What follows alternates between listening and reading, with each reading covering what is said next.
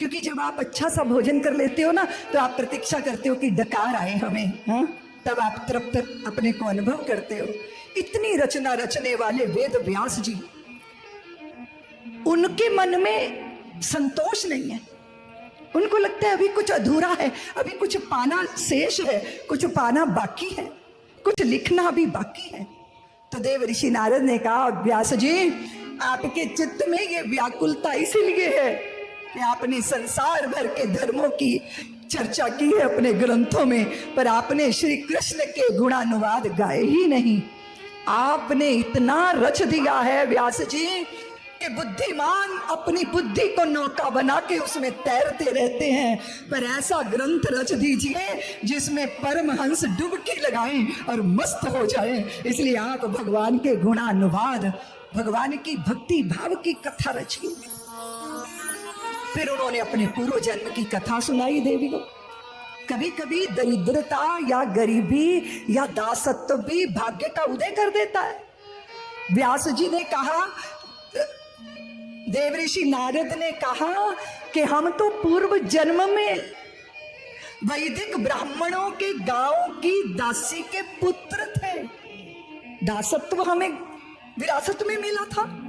चतुर्मास करने संत आते तो हमारा पूरा गांव संतों के उपस्थिति से, ज्ञान वैराग्य से अपलावित हो जाता।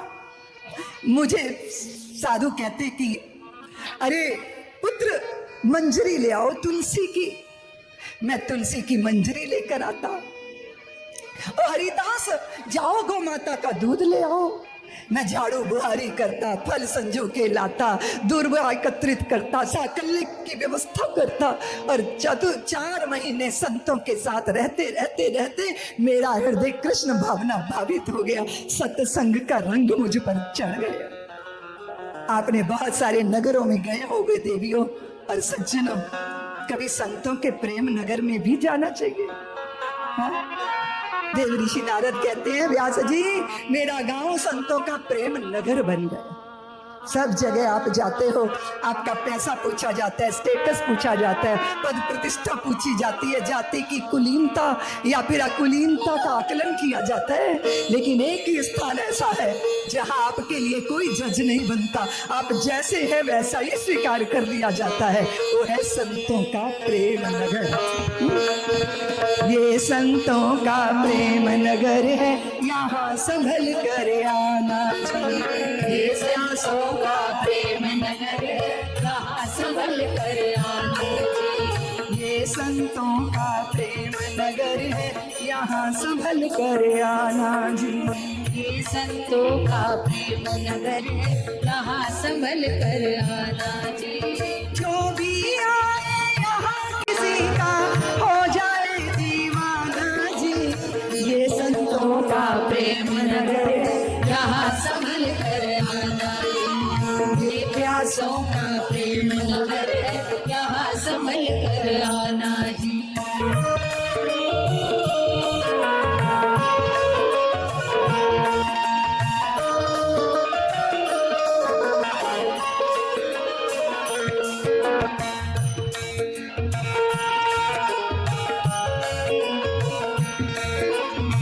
ऐसा भर से रंग यहाँ पर है, ऐसा भर से रंग यहाँ पर, जन्म जन्म तक मन भीगे। ऐसा बल से रंग यहाँ पर, जन्म जन्म तक मन भीगे। फागुन बिना चुनरिया भीगे, सावन बिना भवन भीगे। फागुन बिना चुनरिया भीगे, सावन बिना भवन भीगे। ऐसी बरखा हो यहाँ पर, ऐसी बरखा हो यहाँ पर, बचे न कोई घराना जी। ये संतों का प्रेम नगर है, यहाँ संभल कर आना जी। ये प्यासों का प्रेम नगर है, यहाँ संभल कर आना जी।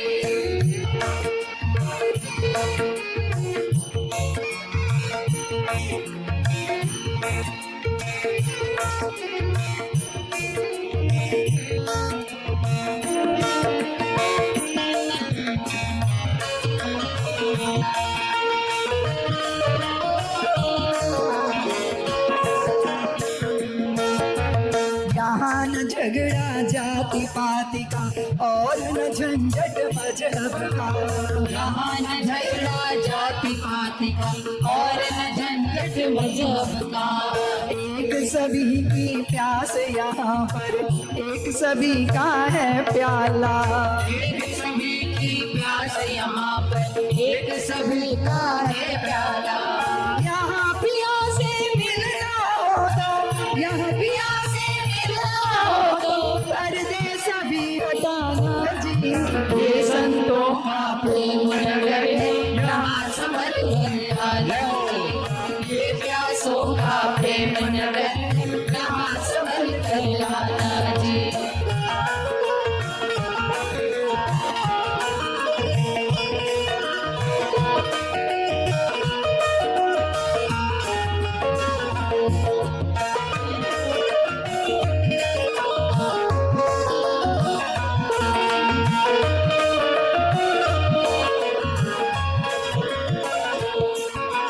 यहाँ द्वैत की सुई न चुभती घुले बताशा पानी। यहाँ द्वैत की सुई न चुभती खुले बताशा पानी में। पहने ताज फकीर घूमते सतगुरु की राजधानी में। पहने ताज फकीर घूमते सतगुरु की राजधानी में। यहाँ नाव में नदियाँ डूबे, यहाँ नाव में नदियाँ डूबे सागर सीप समाना जी। ये संतों का प्रेम नगर है, यहाँ संभल कर आना जी। ये प्यासों का प्रेम नगर है, यहाँ संभल कर आना जी।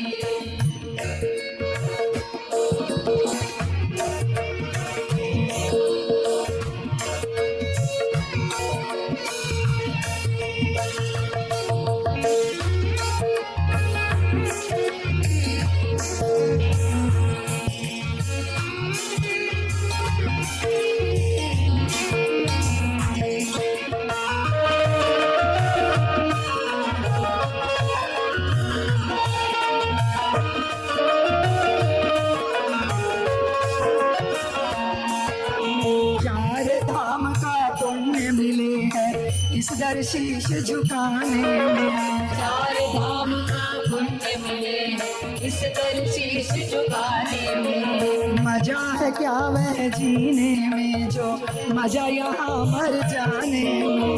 मजा है क्या घर जीने में जो मजा यहाँ मर जाने में। हाथ बांध कर मौत खड़ी है, हाथ बांध कर मौत खड़ी है, चाहे खुद मर जाना जी। ये संतों का प्रेम नगर है, यहाँ संभल कर आना ये प्यासों का प्रेम नगर है, यहाँ संभल कर आना जी। जो भी आए यहाँ किसी का हो जाए दीवाना जी। ये संतों का प्रेम नगर है, यहाँ संभल कर आना जी। ये प्यासों का प्रेम नगर है, यहाँ संभल कर आना जी। यहाँ संभल कर आना जी, यहाँ संभल कर आना जी। यहाँ संभल कर आना जी। बहुत सुंदर सी अपनी आत्म कथा सुनाई है देव ऋषि नारद ने। कथा वही अच्छी होती है जो चित्त की व्यथा छीन ले और फिर करणीय क्या का बोध करवा दिए। जो करणीय है उसका बोध कराए, ऐसी कथा व्यास जी को मिल गई है। और व्यास जी ने चतुश्लोकी भागवत पाकर 18,000 श्लोकों में श्रीमद् भागवत महापुराण की रचना रची। अभी लोग किताब लिखते हैं तो सोचते हैं कि कौन सी प्रिंटिंग प्रेस, कौन सी व्यक्ति इसको प्रकाशित करेगा, कौन सा प्रकाशन। लेकिन पहले ग्रंथ रचे जाते थे और चिंतन होता था कि कौन योग्य है जो इसको गाएगा। भगवान शुकदेव के अतिरिक्त तो ऐसा कोई भी नहीं। भगवान शुकदेव भगवान शिव की कृपा से जो व्यास जी के पुत्र बनकर आए, माता की कोख से जिन्होंने बाहर आना नहीं स्वीकार किया कि अगर मैं बाहर आया तो मेरे को परमात्मा की माया प्लावित कर लेगी, मुझे जटिल जंजाल में जकड़ देगी। तब भगवान ने कहा, सुखदेव आप जन्म लीजिए, क्योंकि आपके जन्म लेने का एक प्रयोजन आपके बिना उसे कोई सिद्ध नहीं कर पाएगा। 16 वर्षीय भगवान सुखदेव जन्म के साथ सन्यास के लिए जंगल की तरफ अग्रसर हो गए। बंधु भगनी, संस्कार उसे चाहिए होता है जिसके अंदर विकार हो, और ये तो निर्विकार है, अनिकेतन अकिंचन, रूप ऐसा कि मनमत को भी लज्जित कर दे, ऐसी रूप माधुरी, ऐसा सौंदर्य। पिता पीछे पीछे दौड़े भागे। यम प्रव्रजन्तमनुपेतमपेत कृत्यम द्वैपायनो विरह कातरया जुहाव। पुत्रेति तन्मयतया दर्वो भिनेदुः स्तम सर्वभूत हृदयं मुनिमानतोऽस्मि। पुत्र पीछे, पुत्र मोह में, पीछे पीछे व्यास जी, पुत्र तुम कहाँ हो, पुत्र तुम कहाँ हो, पुत्र तुम कहाँ हो। व्यास जी के पुत्र उत्तर नहीं दे रहे। वृक्ष और वल्लरियां कह रही हैं, हम यहाँ हैं, हम यहाँ हैं, हम यहाँ। जो सब भूतों के हृदय में हो, और सब भूत जिसके हृदय में हो, उसकी व्यापक सत्ता। ये वैरागी नहीं है, ये अनुरागी है। राग जब घिस घिस घिस के अनुराग बन जाए। कैसे हैं अनुरागी? चराचर में अपने आप का दर्शन करते हैं, चराचर को अपने में देखते हैं। यहां सुखदेव को पुकारा गया, लेकिन वृक्ष वल्लरियां उत्तर देते हैं। चराचर में अपनी सत्ता का दर्शन करने वाले भगवान सुखदेव के पीछे पीछे पिता दौड़े चले जा रहे। स्नान कर रही थी तालाब में स्त्रियां।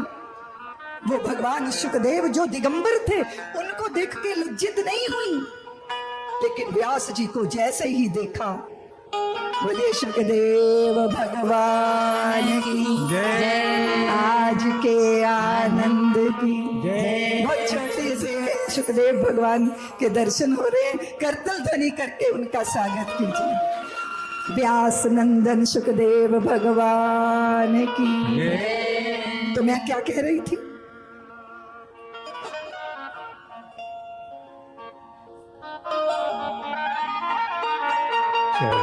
चरणारविन्दं गोविन्दं नमामि।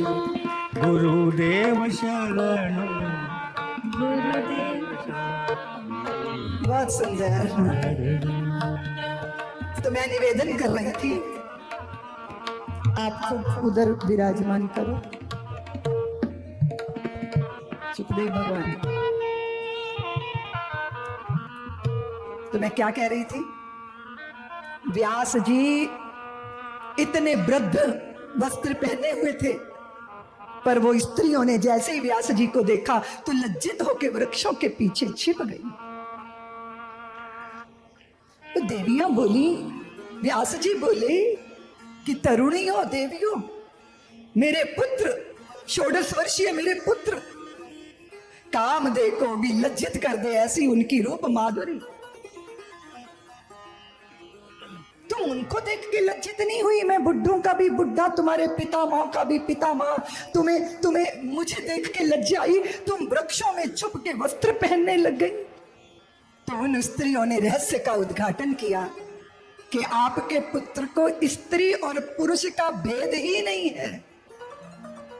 उन्होंने देखा ही नहीं कि जलाशय में स्त्रियां स्नान कर रही हैं या भैंसे नहा रही हैं।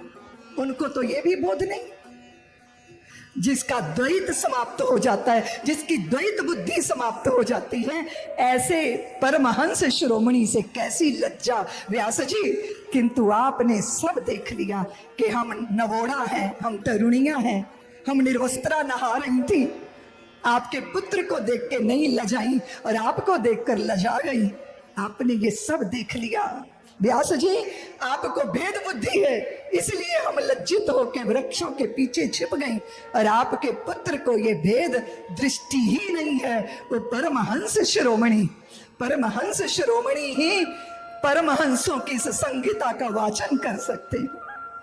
कैसे आएंगे वो वापिस, कैसे आएंगे? व्यास जी ने भागवती कथा को अपने शिष्यों को कंठस्थ करवाया। जहां सुखदेव समाधि लगाकर बैठे थे, वहां वो जाकर भागवत के गीत गा रहे हैं। भगवान वरहा पीड़म नटवर बपु, भगवान की रूप माधुरी वो कैसे हैं, उनका सौंदर्य कैसा है, उनका लावण्य कैसा है, उनके कमल नेत्र, उनके अधर पल्लव,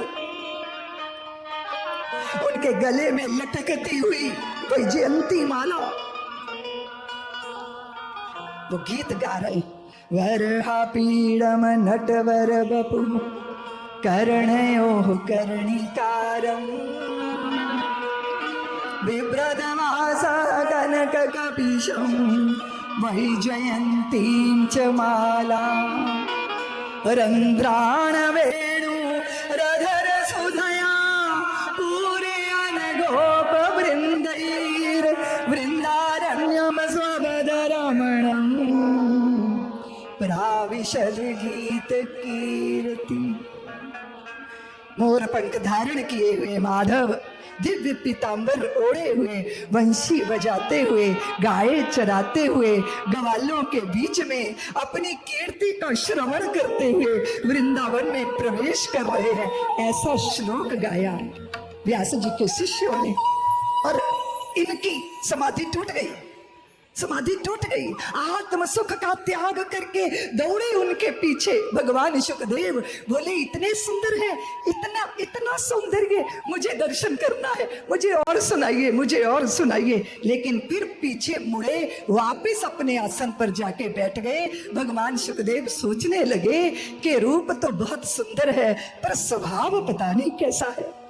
तब व्यास जी के शिष्यों ने दूसरा श्लोक गाया, अहो बकीयं स्तनकाल कूटम जिघ्रांसया पाय यदप्यसाधने लेभे गतिं धात्र्युचितां ततोऽन्यं कं वा दयालुं शरणं व्रजेम। क्या गुनगुना रहे हैं कि वाह, अपने स्तन पर कालकूट लगाकर आई पूतना को जिन्होंने मुक्ति के द्वार खोल दिए, स्वर्ग के कपाट खोल दिए,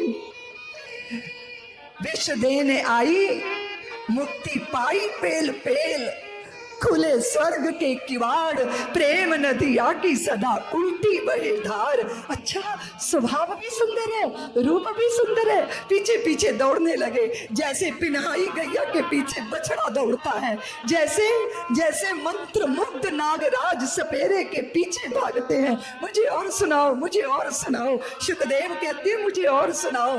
तो भगवान व्यास के शिष्यों ने कहा, और श्रवण करना है तो अपने पिताजी के आश्रम में आओ ना। पिताजी के आश्रम में क्या सुंदर दृश्य है। मुझे त्रेता युग का वो दृश्य स्मरण हो गया। बंधु भगनी, जब वाल्मीकि के शिष्य लव कुश वाल्मीकि रामायण की कथा को कंठस्थ करके अयोध्या की गलियों में कथा सबको श्रवण करा रहे थे, आकर्षण हुआ प्रभु श्री राम को। और इस सभा में अपने ही पुत्रों के मुख से रामायण सीताएं सुनी। वो कथा थी रामायण, जिसने पुत्रों को पिता से मिला दिया था। और ये है भागवत कथा, जो पिता को पुत्र से मिलाने जा रही है। चलिए ना अपने पिताजी के आश्रम में। संध्या की बेला थी भगनी बंधु, गोधूली बेला बोलते हैं हमारे यहाँ। गौ माताएं जब चरने के बाद चारा डालों से गांव की तरफ लौटती हैं, उनके खुरों से उड़ने वाली धूल पूरे आसमान में छा जाती है, उसको गोधूली बेला बोलते हैं।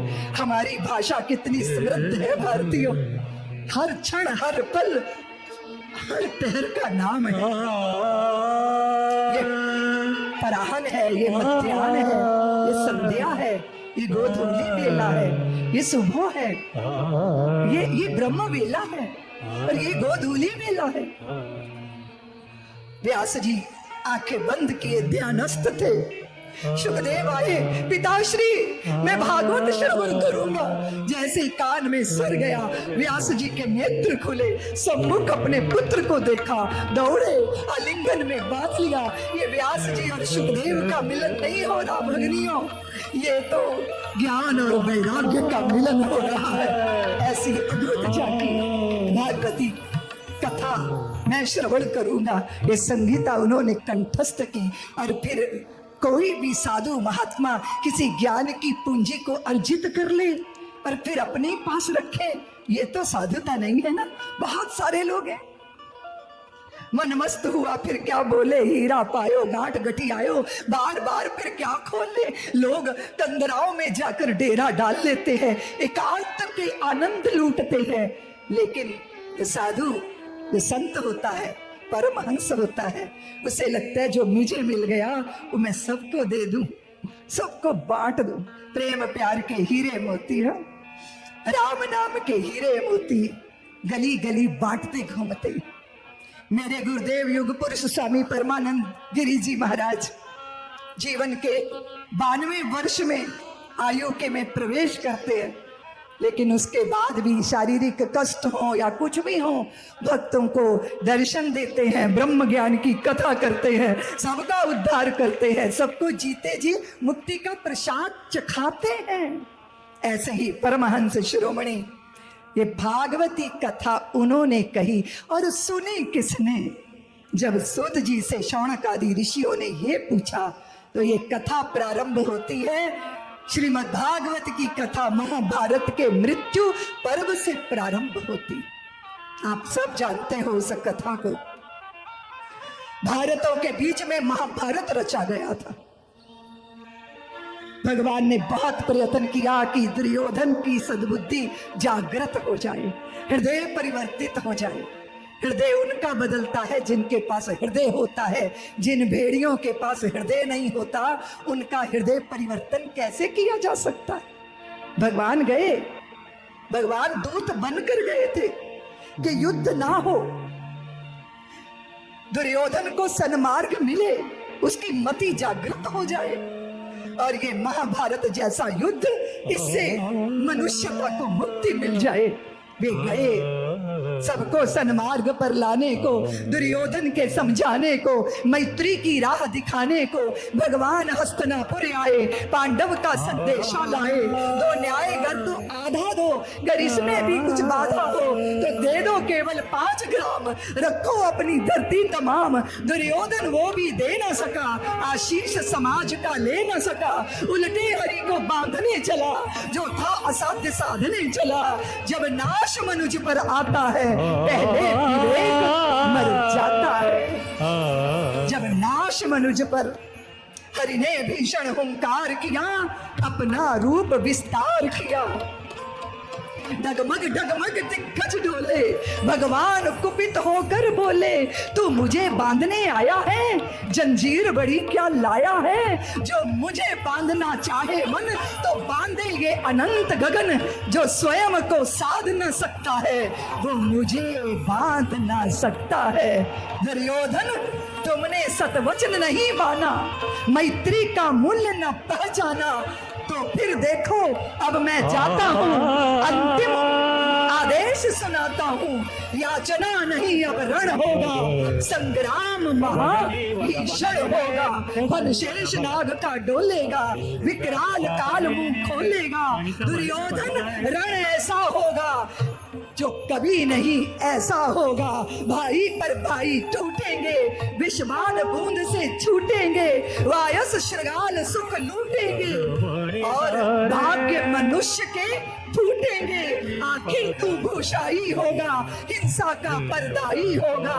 थी सभा सन्न, सब लोग डरे, चुप थे या थे सब मौन खड़े। केवल दो नर न अघाते थे, धृतराष्ट्र विदुर सुख पाते थे। कर जोड़ खड़े प्रमुदित निर्भय, दोनों पुकारते थे जय जय जय। द्वारकाधीश तुम्हारी जय। उस विराट रूप को देखने की सामर्थ्य सब में नहीं थी। हाँ, देखा वो स्वरूप धृतराष्ट्र ने देखा और विदुर ने देखा। भगवान की उस विराट रूप को समेट लो आप।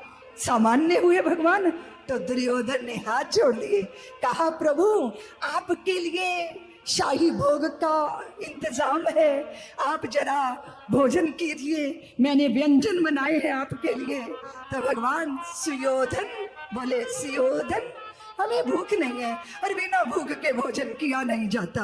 और तुम ये भी तो जानते हो बिना भूख के भी खा लिया जाता है जब अपना प्रेमी जिद करे। पर तुम तो मेरे प्रेमी भी नहीं हो, इसीलिए सुयोधन तेरे भोजन को मैं अस्वीकार करता हूँ। कहाँ गए द्वारकाधीश? जब आए थे द्वारकाधीश तो भीड़ में खड़ी थी विदुर की पत्नी विदुरानी, आंखें भगवान की तरफ हाथ जोड़े, हृदय से प्रार्थना उठ रही थी, हे हमारा द्वारकाधीश हमारी कुटिया में क्या रे होशे, कब आओगे तुम मेरी कुटिया में, कब करोगे मुझे धन्य, कब करोगे कृतार्थ। भगवान सीधे गए विदुर जी के घर, जाके अर्गला से शब्द किया और कहा काकी, और वो तो स्नान कर रही थी। जैसे ही द्वारकाधीश का स्वर कान में पड़ा दौड़ी आई, गीले वस्त्रों में द्वार खोल दिए। भगवान ने कहा काकी मुझे बहुत भूख लगी है, मैं भूखा हूँ। अपने भक्तों को देखकर श्याम सुंदर को भूख लग जाती है। वे अकुलाई, वे व्याकुल सी, चूल्हे पर शाक पत्ते, बहुत सारे हरे पत्ते उबल रहे थे। भगवान ने बल्टोही नीचे उतार ली, शाक के कौर बना के खाने लगे। विदुरानी पीछे दौड़ी गई, केले की गोठ तोड़ के लाई, सम्मुख बैठ गई। भगवान ने विदुरानी को अपना पीतांबर ओढ़ा दिया। रोते रोते विदुरानी केले के छिलके उतारती है, गिरी फेंकती है और छिलके भगवान को समर्पित करती है। भगवान छिलके खाए जा रहे हैं और कह रहे हैं विदुरानी ये तो बहुत मीठे हैं, ये तो बहुत स्वादिष्ट है। मैं तरस गया था विदुरानी, इस स्वाद के लिए मैं तरस गया था। द्वारका के व्यंजन मुझे नहीं भाते विदुरानी, मुझे यशोदा मैया की बेजर की रोटी याद आती है। वो बेजर की बासी रोटी विदुरानी, आज मैं तृप्त हो गया। तेरे हाथों से ये केले के छिलके खा के मैं आनंदित हो गया। विदुर जी आए, देखा ये क्या हो रहा है। अरे तुम भगवान को छिलके खिला रही हो, तुम्हारी बुद्धि में पत्थर पड़ गए, तुम पागल हो गई हो क्या? जाओ उठो, जाके वस्त्र बदल के आओ। और स्वयं विदुर जी सम्मुख बैठे, प्रयत्न पूर्वक छिलके हटा के भगवान को केले की गिरी सौंपी। आप पाइए। भगवान ने केले की गिरी मुख में रखी, फिर बोले विदुर जी बुरा तो नहीं मानोगे, बुरा तो नहीं मानोगे। विदुर जी ने कहा प्रभु मैं बुरा क्यों मानूंगा, मुझे कुछ कहना है। विदुर जी आप बुरा मत मानिएगा, जो स्वाद केले के छिलकों में था वो स्वाद इस केले में नहीं है। चरणों में गिर गए विदुर जी। प्रभु आप व्यंजनों का आस्वादन नहीं करते, आप तो भक्त के हृदय की भक्ति का स्वाद लेते। जो भक्ति विदुरानी के हृदय में है वो भक्ति मुझ में नहीं है ठाकुर, वो भक्ति मुझ में नहीं। कदाचित तुम्हें लगता है कि सुलभा के साग ज्यादा स्वाद थे, शबरी के बेर बहुत मीठे थे, विदुरानी के केले के छिलके बहुत मीठे थे, यशोदा मैया की बेजर की रोटी। मेरे भगवान ऐसे हैं, विदुर घर साग खाते हैं। कदाचित उनको व्यंजन नहीं तुम सोचते हो सोने के सिंहासन चांदी के सिंह नहीं चाहिए उनको, उनको सोने चांदी के सिंहासन नहीं चाहिए, उनको अपने भक्त के हृदय आसन पर बैठना अच्छा लगता है। इसलिए सबसे बड़ी रसायन अगर कुछ है तो हृदय की प्रबलता, हृदय का प्रेम। संतों ने गाया, मेरे भगवान ऐसे हैं, विदुर घर साग खाते हैं, के नंदा नाई बन कर के प्रेम से चरण दबाते मेरे भगवान ऐसे हैं, विदुर घर साग खाते हैं, नंदा नाई बन करके प्रेम से चरण दबाते हैं। मेरे भगवान ऐसे हैं, विदुर घर साग खाते हैं, के नंदा नाई बन करके प्रेम से चरण दबाते हैं। मेरे भगवान ऐसे हैं।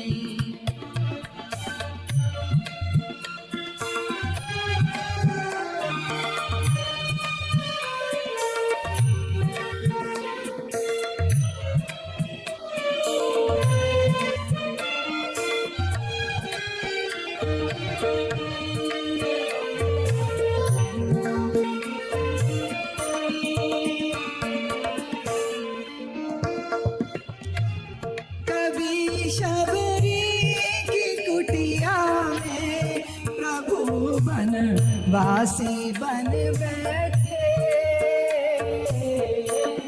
कभी शबरी की कुटिया में प्रभु बन वासी बन बैठे, खिलाए प्रेम से कोई तो झूठे बेर खाते, खिलाए खिलाए प्रेम से कोई तो झूठे बेर खाते हैं। मेरे भगवान ऐसे हैं, विदुर घर साग खाते हैं, कि नंदा नाई बन करके प्रेम से चरण दबाते हैं। मेरे भगवान ऐसे हैं।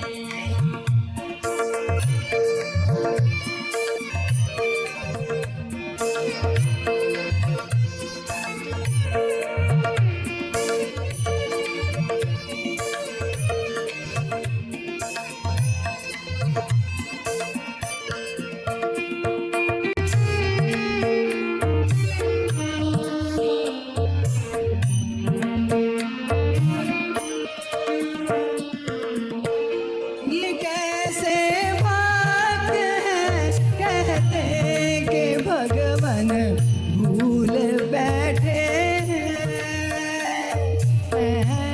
ये कैसे बात है कि भगवान भूल बैठे बुलाए प्रेम से कोई तो नंगे पाँव आते हैं, बुलाए प्रेम से कोई तो नंगे पाँव आते हैं। मेरे भगवान ऐसे हैं, विदुर घर साग खाते हैं, कि नंदा नाई बन करके प्रेम से चरण दबाते हैं। प्रेम से चरण दबाते हैं, प्रेम से चरण दबाते हैं। अपने अनुगतों का दूत बनना स्वीकार किया, अपने अनुगतों के घोड़े हाके हैं श्याम सुंदर ने। महाभारत के उस प्रसंग में जब भीष्म पितामह ने प्रतिज्ञा कर ली थी बार बार उकसा रहा था दुर्योधन कि आप ढंग से लड़ नहीं रहे हो, आप लड़ना चाहते नहीं हो। तब निर्णय किया उन्होंने कि पांचों पांडवों में से कोई एक मेरे हाथों मारा जाएगा। तब द्रौपदी ने चिता सजा ली थी, श्रृंगार करके चिता पे चढ़ने के लिए अग्रसर हुई तो श्याम सुंदर प्रकट हो गए। सखी बोलते हैं, सखी क्या कर रही हो? चिता पे चढ़ रही हूं, परिक्रमा कर ली। एक परिक्रमा कर ली मैंने चिता की। तो भगवान बोले कि कृष्ण लंबी पंचकोशी परिक्रमा तो कर लो। पंचकोशी परिक्रमा भी होती है? हाँ होती है। भगवान आगे आगे चले मिसाल लेकर, द्रौपदी पीछे पीछे चली। और जब भीष्म पितामह की कुटिया आई तो श्याम सुंदर बोले, कृष्ण जब यहाँ तक आ ही गए और तू चिता पे चढ़ने ही वाली है तो फिर आशीर्वाद तो ले लो पितामह का। और स्वयं जैसे ही द्रौपदी कुटिया में प्रवेश की, जूतियां उतारी तो द्रौपदी की जूतियां उठा के पीताम्बर में लपेट के बगल में दबा ली, इस भय से कि पंचाली की जूतियां कोई पहचान ना ले। अंदर ध्यानस्थ पितामह जैसी जाके झुकी द्रौपदी, झनकार हुई अलंकारों की। तो उन्होंने सोचा दुर्योधन की पत्नी भानुमति आई है, तो बोले सौभाग्यवती भाव। अब दुर्योधन को विजयी होने का आशीर्वाद तो नहीं दे सकते, पर वो जिंदा रहे ये तो चाहते हैं ना पितामह। द्रौपदी ने सिर नहीं उठाया। भीष्म बोले सौभाग्यवती भव। द्रौपदी पैर पकड़े रही। तीसरी बार वो बोले सौभाग्यवती भव। द्रौपदी ने माथा नहीं उठाया। फिर वो चौथी बार बोले सौभाग्यवती भव। द्रौपदी ने चरण नहीं छोड़े। जब पांचवी बार बोले कि सौभाग्यवती भव तो द्रौपदी ने माथा उठाया और बोली, पितामह कल मुझे विधवा करने का संकल्प लिया और आज मुझे सौभाग्यवती होने का आशीर्वाद दे रहे हो। जैसे द्रौपदी का स्वर कान में गया, जैसे पितामह को बिजली ने छू लिया हो, एकदम उठ के खड़े हुए। बोले पंचाली तू यहाँ है तो तुझे लाने वाला वो छलिया कहाँ छुपा खड़ा है। दौड़ कर गए, श्याम सुंदर के चरणों में जाके गिरने लगे। अजान बाहुओं में भगवान ने धारण कर लिया। पितामह बोले कि हे द्वारकाधीश, हे द्वारकावासिन, हे यज्ञ पुरुष, जिस पंचाली की जूतियां आप पीताम्बर में लपेटे, बगल में दबाए, मशालची बने खड़े हो, जिस पांडवों को आपको आश्रय मिला है, एक भीष्म नहीं 1,00,000 भीष्म पैदा हो जाए तो भी पांडवों का बाल बांका नहीं कर सकते, क्योंकि वो आपकी शरण में। भगवान की शरण ऐसी है देवियों, बहुत सारी ऐसी कथाएं हैं। हम भक्तों की आंखों में, भक्त हमारी आंखों में, भगवान ऐसा कहते हैं। और हमने सबने देखा कि इस महाभारत के युद्ध में अश्वत्थामा ने जब सब कुछ रीत गया, बीत गया, घायल हुआ, वो पड़ा था जलाशय में आश्रय लेकर, तब अश्वत्थामा ने कहा कि मित्र तेरे हृदय की कोई बात? तो दुर्योधन कहता है कि मैं 5 पांडवों की हत्या, उनके सिर, उनके मृत शरीर देखना चाहता हूं। भगवान पांडवों को किसी बहाने ले गए शैया से उठाकर, और फिर द्रौपदी के 5 सोते पुत्रों को अश्वत्थामा ने मार डाला था। एक इस कथा से शिक्षा लेने जैसी है कि संग संग रहे, साथ साथ रहे। पर द्रौपदी ने अपने पुत्रों के मारे जाने की शिकायत भगवान से नहीं की। ये नहीं कहा कि प्रभु कैसे भगवान हो, तुम्हारी कृपा की छत्र छाया में मेरे पुत्रों की हत्या हो गई, मार डालना चाहिए। भीमसेन ने कहा अश्वत्थामा को। द्रौपदी ने जैसे बांध के अश्वत्थामा ने ब्रह्मास्त्र का संधान किया था, तब अर्जुन को भगवान ने कहा कि कांटा कांटे से निकलेगा, विष होगा विष से निर्मूल, ब्रह्मास्त्र को ब्रह्मास्त्र से शमन करो।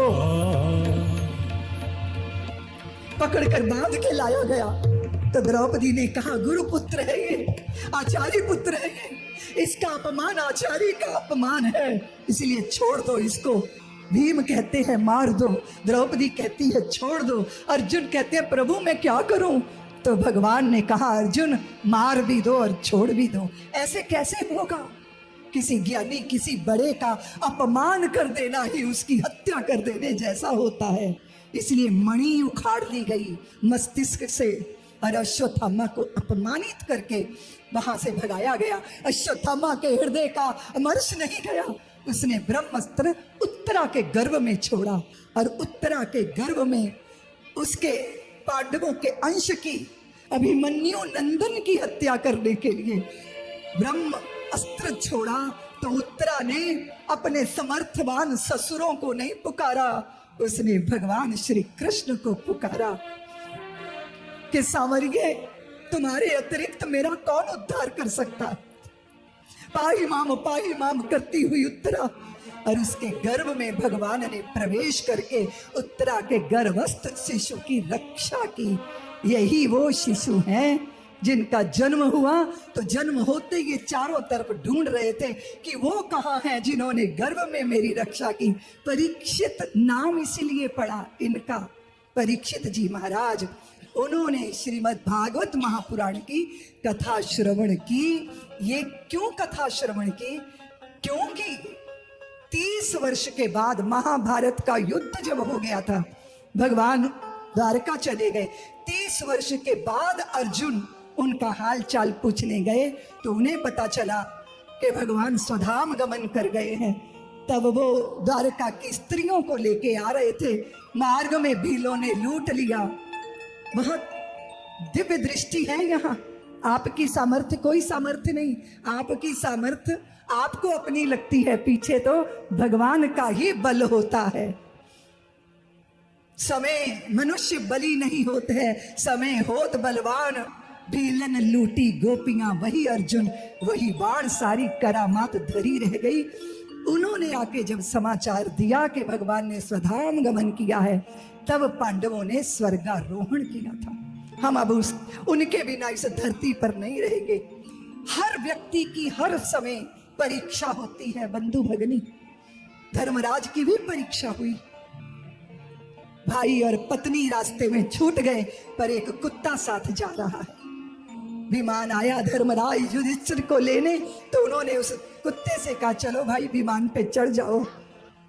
तो देवताओं ने कहा कि ये कुत्ता स्वर्ग नहीं जा सकता। तो धर्मराज बोले, मेरे अपनों ने मेरा साथ छोड़ दिया, पर इस मूक प्राणी ने मेरा साथ नहीं छोड़ा, इसलिए मुझे ऐसे स्वर्ग की जरूरत नहीं है, जाऊंगा तो इसके साथ। इतना ही सुनना था, देवता हंसने लगे। पीछे मुड़कर धर्मराज ने देखा, वो कुत्ता नहीं था, साक्षात धर्म प्रकट हो गए थे। अंतिम समय पर भी परीक्षा होती है सज्जनों। जो लोहा, जो सोना होता है, वही आग में डाला जाता है। लोग कहते हैं कि भक्तों की परीक्षा क्यों होती है? परीक्षा समय लेता है, परीक्षा देवता लेते हैं, परीक्षा समाज भी लेता है, पर अपनी निष्ठा की परीक्षा स्वयं भी लेनी चाहिए। स्वर्गारोहण से पहले परीक्षित को राजगद्दी पर अभिषिक्त किया गया था। वही परीक्षित अपने राज्य की व्यवस्था देखते हुए इधर उधर भ्रमण कर रहे थे। तब उन्होंने कलयुग को एक गाय और एक बछड़े बैल को त्रसित त्रास देते देखा।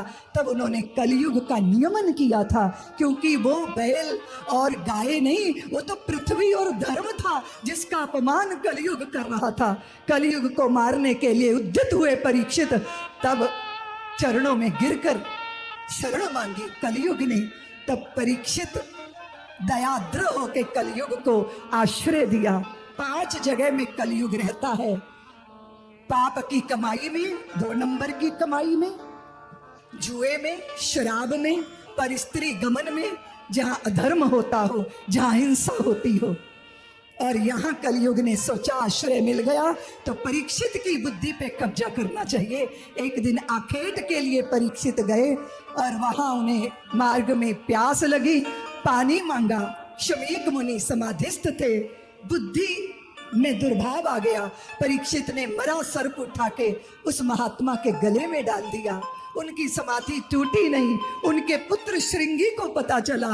कुपित होकर शमीक के पुत्र श्रृंगी ने शाप दिया कि धर्मात्मा राजा होते हुए भी तुमने मेरे पिता का अपमान किया।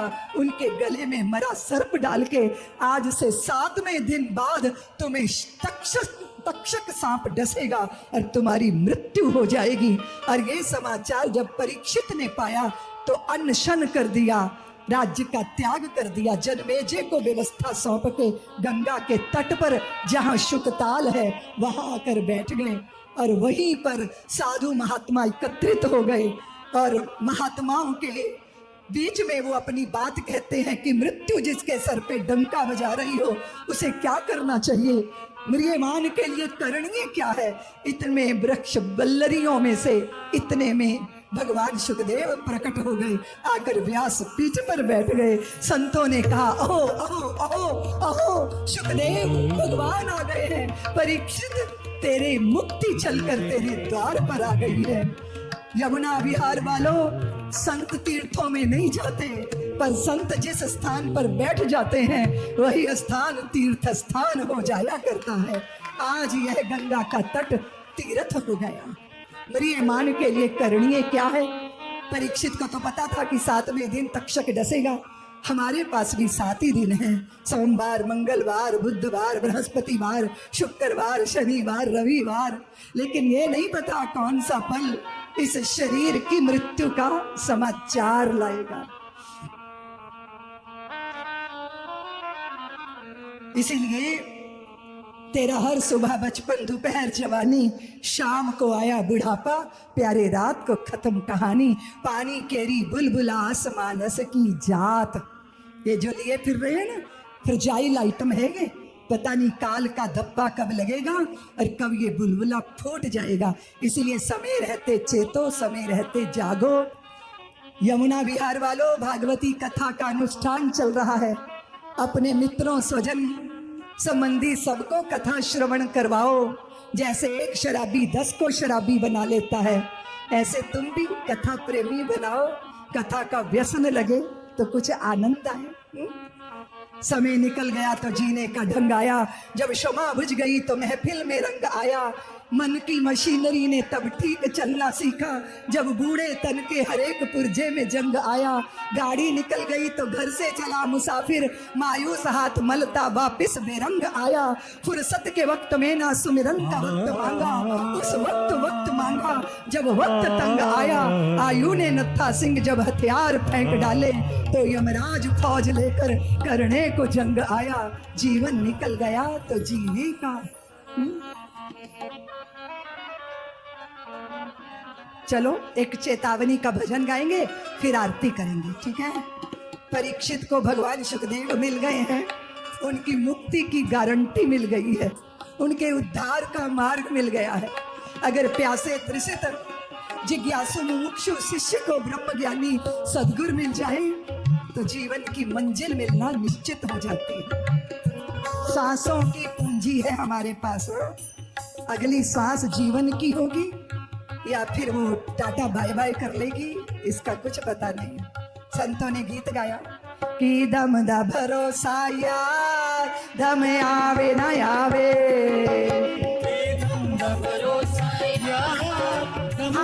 हाथ ऊपर करके ताली बजाते हुए, आरती से पहले कोई नहीं जाएगा। दम दा भरोसा यार, दम आवे ना आवे। दम दा भरोसा यार, दम आवे ना आवे। इस जीवन के दिन चार, इस जीवन दे दिन चार, दम आवे ना आवे। दम दा भरोसा यार, दम आवे ना आवे। दम दा भरोसा यार, दम आवे ना आवे।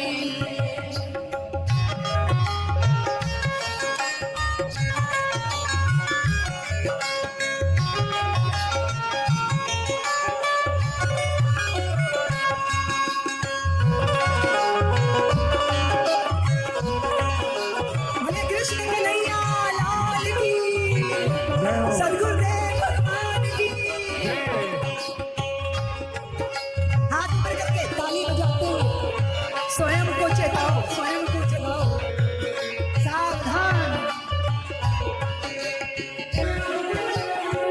मिट्टी दे खिलौने आवे, मिट्टी हो जावेगा। मिट्टी दे खिलौने आवे, मिट्टी हो जाएगा।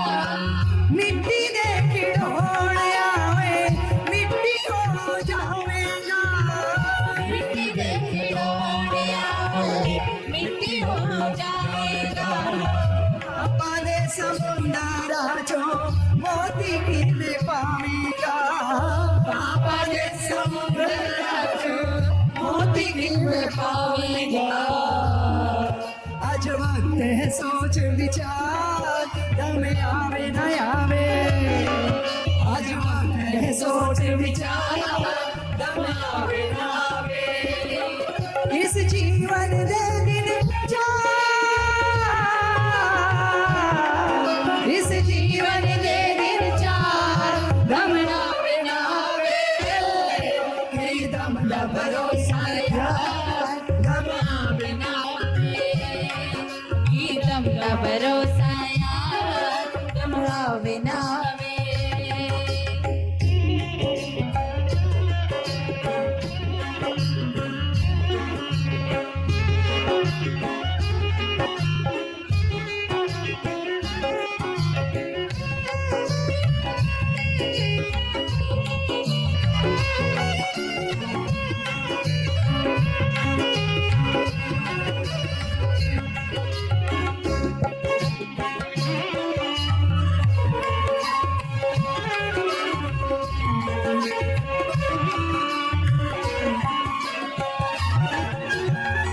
माया दा तू करना गुमाने होए मूर्खा। माया दा तू करना घुमाना होए मूर्खा। माया दा तू करना गुमाने होए मूर्खा। माया दा तू करना घुमाना होए मूर्खा। डरी रह जाऊं तेरी शाने होए मूर्खा। डरी रह जाऊं तेरी शाने होए मूर्खा। छड़ इस माया नाल प्यार दम आवे न आवे। छड़ इस माया नाल प्यार दम आवे न आवे। इस जीवन दे दिन चार। इस जीवन दे दिन चार दम आवे न आवे। ये दम का भरोसा यार दम आवे न आवे। ये दम का भरोसा यार दम आवे न आवे।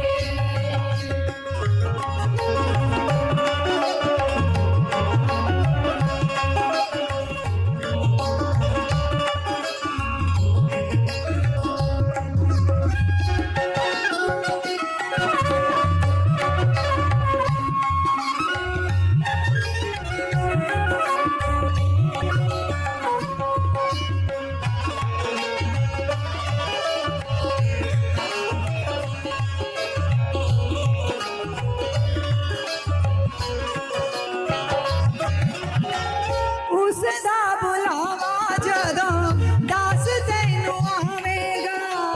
उसदा बुलावा जदों दस तैनू आवेगा। उसदा बुलावा जदों दस तैनू आवेगा। उसदा बुलावा जदों दस तैनू आवेगा। नाम दा खजाना फिर कम तेरे आवेगा।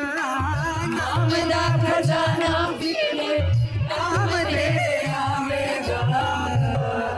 कुछ अपना आप संभाल दम आवे न आवे। कुछ अपना आप संभाल दम आवे न आवे। इस जीवन दे दिन चार। इस जीवन दे दिन चार दम आवे न आवे। ये दम का भरोसा यार दम आवे न आवे। ये दम का भरोसा यार दम आवे न आवे। ये दम का भरोसा दम आवे दम का भरोसा यार दम आवे न आवे। ये दम का भरोसा यार दम आवे न आवे। दम का भरोसा यार दम आवे न आवे। दम आवे न आवे। दम आवे न आवे। सीख सुनहरी पुरखों की रखना हरदम याद, किया वक्त बर्बाद जिन्होंने हुए वही बर्बाद। म्रियमान के लिए करणीय क्या है? मृत्यु जिसके सर पे डंका बजा रही हो उसे क्या करना चाहिए? इन्हीं परीक्षित के 2 प्रश्नों के बीज में से श्रीमद् भागवत महापुराण का कल्प वृक्ष विस्तार पाता है। 5 शब्द बहुत महिमावान है। बंधु और भगनी सुन रही हो? श्री राम कथा पार्वती, पा से नाम प्रारंभ होता है। श्री राम कथा की जिज्ञासु कौन थी? प्रश्न किसने किया था? पार्वती माँ ने। और श्रीमद् भगवत गीता, उसका गीत भगवान ने गाया। प्रश्न किसने किया था? पार्थ ने। और श्रीमद् भागवत महापुराण, इस कथा का प्रश्न किसने किया? परीक्षित ने। वैसे उनका नाम विष्णुराथ, उत्तरा के पुत्र परीक्षित जी महाराज।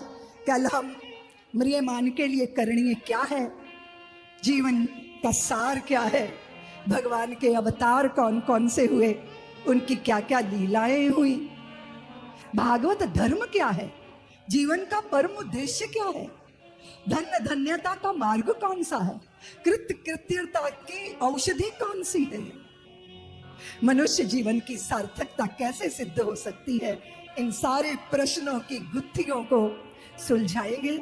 निश्चित समय पर कथा श्रवण करने के लिए आप सब आए। अब हम जय जयकार करेंगे। बोलिए भागवत भगवान की जय, श्री सुखदेव भगवान की जय, श्री परीक्षित महाराज की जय, व्यास नंदन सुखदेव भगवान की जय, श्री ज्ञान यज्ञ महोत्सव की जय, युग पुरुष सद्गुरुदेव भगवान की जय, सर्व मंगला मात की जय, वासल्येश्वर महादेव की जय, ओम नमः पार्वती पतये हर हर महादेव।